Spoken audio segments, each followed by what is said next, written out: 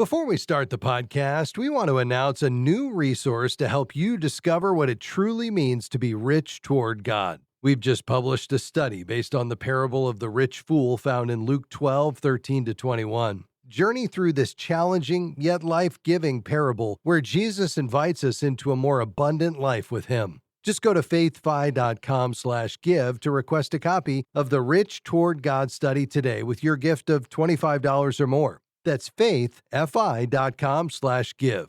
Thank you in advance for your support and partnership.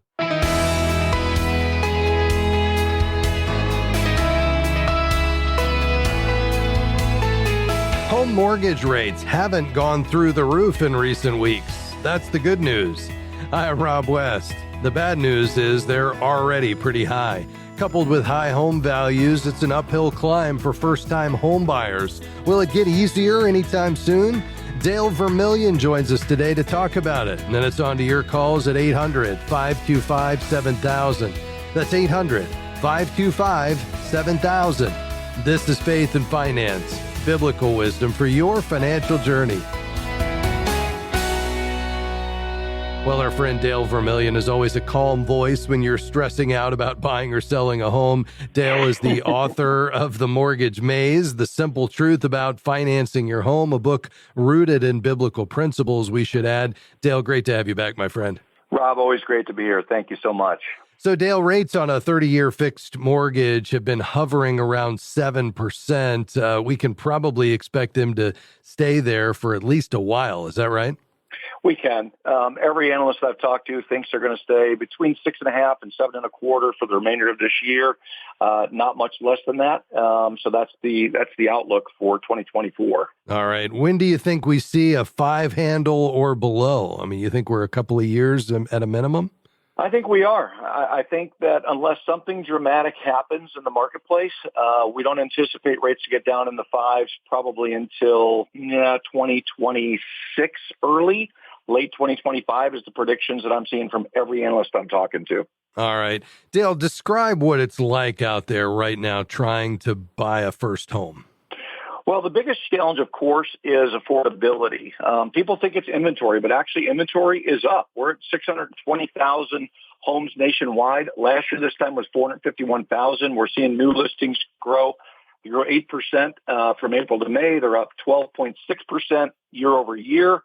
And last year, we were down 23%. So inventory is not the problem. Affordability is the issue. The average sales price is around $420,000. So you got to be thinking about, what can you afford and how can you make sure you budget properly to get into a home that makes sense. Yeah, that's the key, is making sure you count the cost, because the last thing you want to do is get overextended, placing unnecessary pressure on your financial situation. But given what you said about the fact that we don't see interest rates coming down materially anytime soon and inventory is improving, it doesn't mean you shouldn't be buying. In fact, this is probably a better time than we've had in the last couple of years, as long as you're ready financially. Is that right? That is absolutely correct. And the other thing we've got going is new construction starts have been up for the last couple of years. And there's a lot of builders starting to build in that lower $200,000 to $350,000 more first-time buyer range. So keep your eyes peeled for that, because there's going to be more of that happening nationwide. Yeah. Now we're through the busiest season because a lot of folks want to get into a home before school starts, and we're actually entering a season where it's a little better time to buy, right?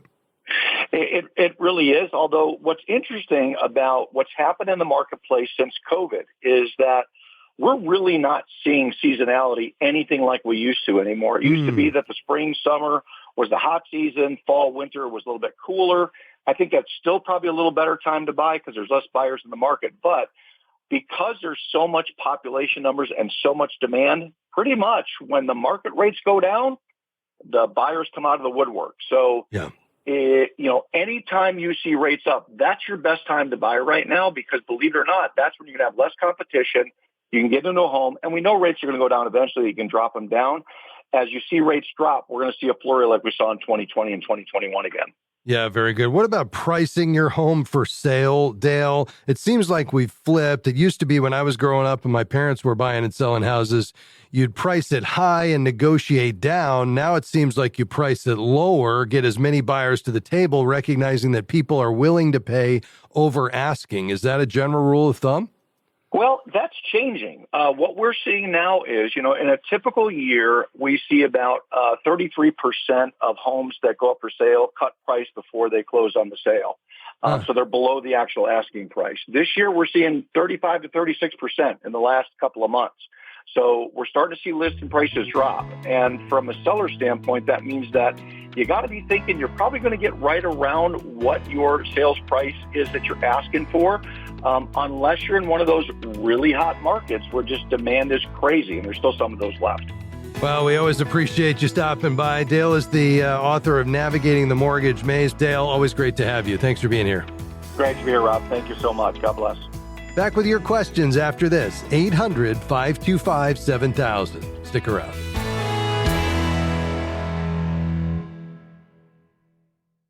When you hear the phrase, rich toward God, what comes to mind? Surely it doesn't mean making God rich. Is it about us becoming rich so we can give? Or maybe it's an invitation to something much bigger.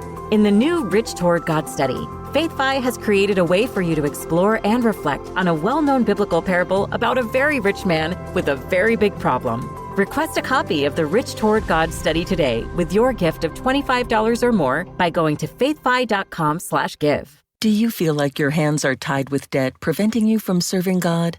If you have credit card debt, Christian credit counselors can help. Through our debt management program, we can get you out of credit card debt about 80% faster while honoring your debt in full. For more information on how Christian credit counselors can help, visit ChristianCreditCounselors.org. That's ChristianCreditCounselors.org, or call 800-557-1985. 800-557-1985.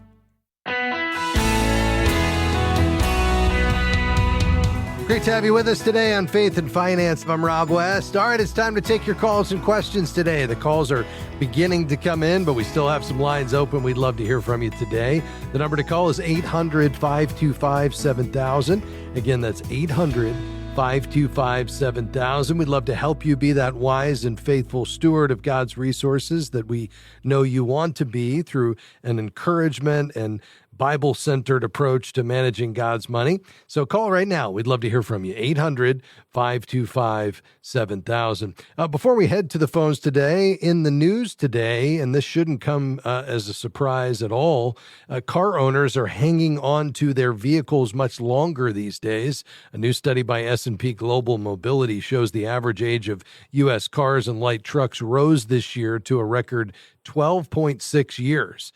We all knew this as the pandemic, supply chain interruptions, inflation, not to mention high interest rates, all seem to hit one right after the other, causing folks to keep their cars the last few years. A study indicated that the vehicles 6 to 14 years old will make up about 70% of those still on the road over the next 5 years. And by the way, as our friend and former host of this program, Howard Dayton, says, the cheapest car to drive is often the one in your driveway. We will see prices continue to come down as those inventories build, but given the high price of cars, certainly used cars, but also new cars, on top of these high interest rates, I think a lot of folks are saying, I think I'll stick with this car a little bit longer, especially if it's paid for. Make sure you do your homework before you set out to buy a car, because it's one of the big three budget busters: housing, transportation, and food. So be on your guard. Don't let that get out of line. All right, let's turn to your phone calls today. Again, the number 800-525-7000. You can call right now. Let's go to Portland, Oregon, and begin with Wayne. Go ahead, sir. Thank you so much for your ministry. Just had a question. I guess I need a Christian gut check, if you will. My mother is currently living in Jacksonville, and she's been involved in a publisher's clearinghouse scam for about the last 3 years. My brother and I and police officials and other folks have tried to convince her that it is a scam, and she just won't won't believe us, continues to believe the scammers. And recently we arranged to sell her house and put her in, one of those type of environments where she's independent now, but can go into assisted living or memory care if need to be in the future. And she willingly went, and things seem to be fine. But we realized that she's continued with the scam. And since I have durable power of attorney, I went through the closing and I signed all the closing documents. They did send the check to me, but it's in my mother's name. And I guess I just want to make sure that you think that I'm doing the right thing by, we're trying to save what's left, what she has left, and she has given away a large sum of money at this point, and she just is going to continue to do this. And I guess I just want to make sure that I think I'm doing the right thing by basically saving what she has left, and for her future. And I failed to mention she is 83. She's in really good health so far, and but just because the condition she's gotten herself in and just won't believe anybody else, I'm afraid to let her have this last bit of income that she would have. Yes. Yeah, very good. I'm saying? I guess, I'm just trying to be a good steward and be a good son, and I just want to make sure that I'm doing, if you feel like I'm doing the right thing here, and if you can offer any advice, maybe. Yeah, no problem. Well, I mean, you're pointing out some legitimate concerns here. I mean, there are many now scams targeting the elderly. And so especially those with physical or cognitive impairments, I mean, they're subject to financial exploitation in a number of ways, from, outright scams to just people looking to take advantage of them. I mean, millions of elderly people are victims of elder fraud and financial fraud and schemes targeting aging Americans each year. And you mentioned several of those tactics, including, lottery scams or, scams tied to a particular, winning a certain type of offer. So you definitely do need to step in here, especially if there is cognitive impairment.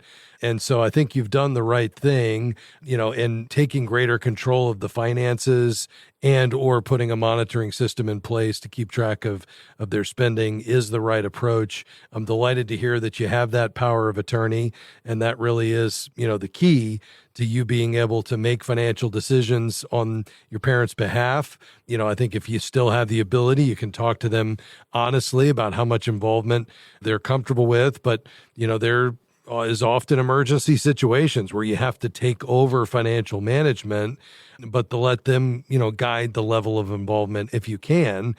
And, I think you're taking the right steps here. So I would, in fact, keep everything separate. And if you're, taking over full financial management, do you have an advisor or somebody else that you can use as a sounding board, or are you doing all this yourself? Yeah, we're pretty much doing ourselves. I mean, we're talking with folks from our small group at church, and we're keeping open to a lot of things. But like I say, our goal is to just minimize her being able to to get access to the funds, because she will just continue. And even to now, her only source of income now is her retirement income, and she's giving that away every month that it comes into her account. Wow. Yeah. So is that the next step? I mean, I know you're concerned about the proceeds from the home sale, but what about just the recurring income? Do you need to use that power of attorney to step in and, perhaps even make a change as to where that's deposited on a monthly basis? Yeah, that's my next. I was actually hoping that she would get to the point where she realizes that this is still, this is a problem, because she's going to be getting an eviction notice here soon. And I was, sometimes we have to hit rock bottom before we actually believe things are going on, or that's basically the point where I'm at right now. And I guess I'm just kind of waiting for her to make the next move, because she's often been very manipulative and been lying to us, and keeping us out of the picture as much as possible. Yeah, very good. Well, I think you're doing the right thing here. I would encourage you to stay down this track. I mean, the last thing you'd want to do is, to see these assets be depleted just because she doesn't understand the implications of what she's doing. And so your ability to safeguard these assets is just exercising the responsibility that's been given to you. And I think the role that you can play as a son. And so there's no doubt you're doing the right thing here, Wayne. If you need help along the way, or you could use the counsel of of an attorney, I wouldn't hesitate to reach out to somebody just to make sure you understand what you can and can't do. But just the general idea that given the situation, the evidence of the fraud, the cognitive decline, I mean, all of those things point to just a real significant problem situation if you don't continue down this path. So I would affirm everything you're doing here, my friend. All right, sir. Well, thank you so much. And again, I appreciate your ministry.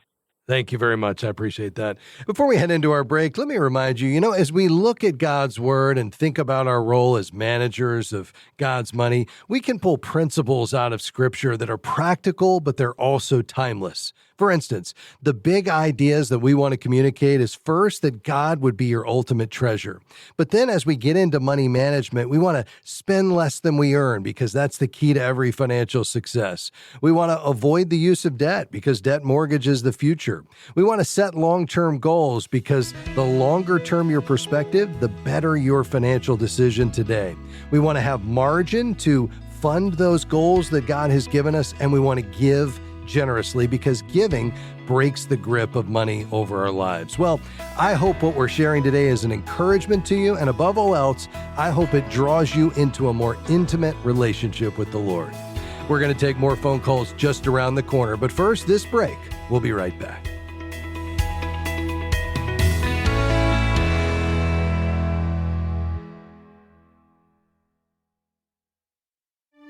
Are you looking for a financial professional who aligns with your biblical values?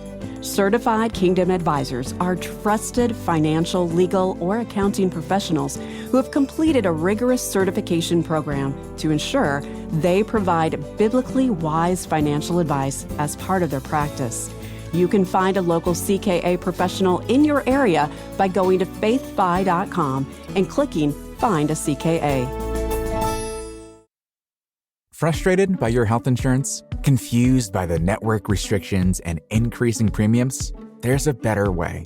Christian Healthcare Ministries. CHM is a Christian community delivering a faith-based solution to the high cost of healthcare. Take back control of your healthcare with the ability to choose a provider you trust with no network restrictions and savings of up to 40%. Learn more and enroll today at chministries.org/faithfi. That's chministries.org/faithfi.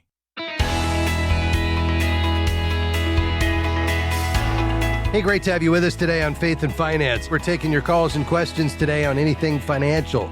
You've got questions, let's talk about it. 800-525-7000. Again, you can call right now, 800-525-7000. Adam is our phone screener today taking your calls, and he's ready for you right now. Again, 800-525-7000. Before we head back to the phones today, let me just mention, we're hearing from folks by email and through the mail, and of course, calling into the broadcast each day, just really having a difficult time with inflation and the challenges that creates with balancing the budget. In fact, we're seeing a really interesting trend going on right now that I think is just indicative of what we're experiencing, and that is our coaches, our certified Christian financial counselors, are telling us that as they're meeting with people to help them work through their budgets and get them set up on the FaithFi app, they're seeing this trend of families moving into homes together because the housing market is so crazy right now and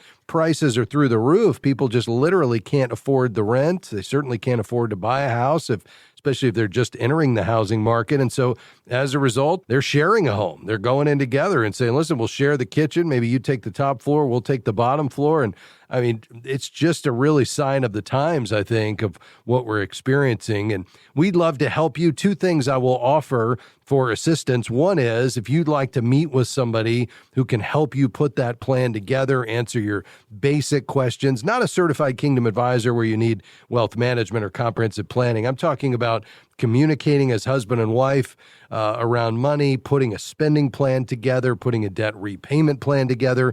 You can do that on our website at faithfi.com. Just click Find a Professional.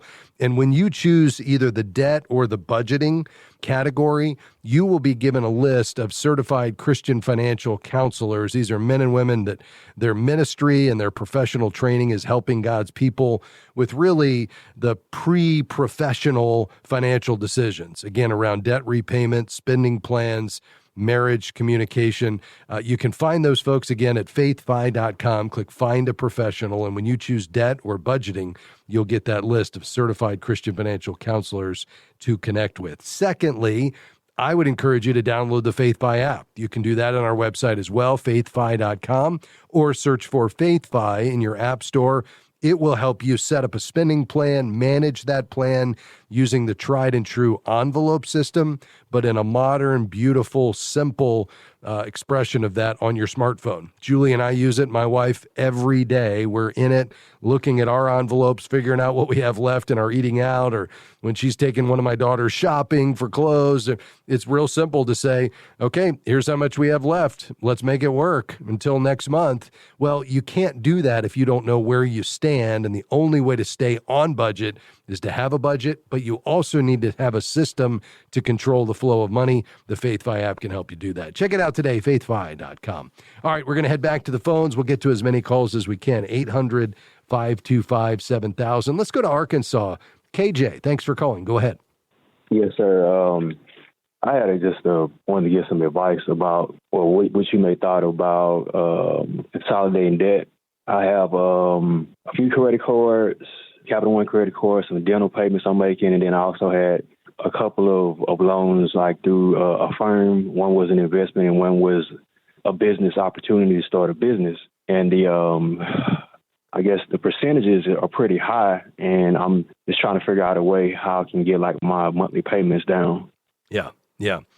Well, I certainly appreciate that, KJ, and I know the weight that is on you right now.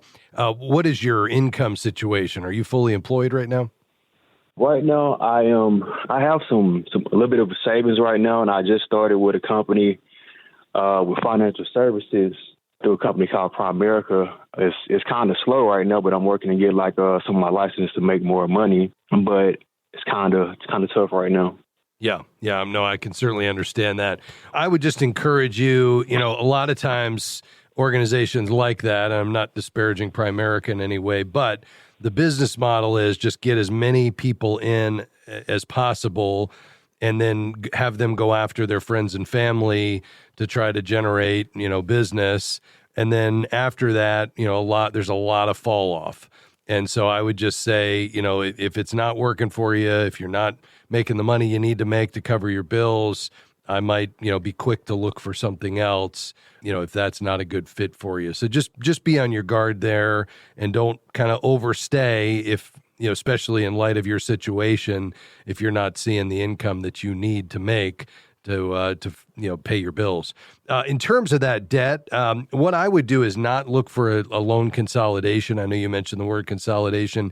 Whether or not that's what you meant, that tells me new loan, roll up the existing loans, try to make the payment lower and the interest rates lower. The problem is that typically doesn't deal with the issue that led to the debt in the first place, which is spending beyond your means. And so what I would do as a next step, KJ, is contact our friends at christiancreditcounselors.org. They've worked with thousands of our listeners. They're incredible. They're all believers. It's a nonprofit. And what they will do is go through and look at each of those debts that you have. They'll help you put a spending plan together that balances, and then you'll pay one monthly payment to them, and then they'll pay your creditors for you. Now, the debt stays right where it is with each of your existing creditors. It's just that with that level monthly payment, combined with the reduction in interest rates that they're able to access for you, on average, you'll get out of debt 80% faster. And so that would be the way that I would go as a first step. Again, that website is christiancreditcounselors.org. Okay? Okay. So you wouldn't go with nothing like J.G. Wentworth and nothing like that? I would not. No, I'd leave the debt right where it is. I'd try to get the interest rate down, and I'd really focus on finding employment that's going to give you steady, predictable income that allows you to balance your budget, that doesn't require you to go out and get, talk a bunch of friends and family members into buying, potentially life insurance policies that are expensive or maybe that they don't need. So I would just make sure you've got a good job that pays you what you need to pay your bills, and let's get on a plan to get this debt paid back, build up an emergency fund, and then live within your means moving forward. And for me, KJ, that's not taking out a new loan are working with a consolidation company. It's leaving the debt right where it is. Let's try to get those interest rates down and then systematically get it paid back over time. Okay? Got it. All right. Hey, KJ, appreciate your call, my friend. Thanks for checking in with us on the program today. If we can serve you in any way in the future, please don't hesitate to reach out. You know, folks, so thankful for you stopping by each day, being a part of this program. Thank you for the notes that you write and the comments that are so kind that you share when you call in and send us emails. We appreciate it. We love what we do here. And I couldn't do this without this amazing team that joins me each day to bring you this broadcast, beginning with our on-air crew here today. Amy Rios, who's producing today, along with Tahira Haynes, and our call screeners today. We have a brand new call screener, Tiara, and we're grateful for her, as well as Lynn, who's sitting in, working with her, and also Jim Henry serving us really well. In the meantime, we'll see you next week. Bye-bye. Faith and Finance is provided by FaithFi and listeners like you.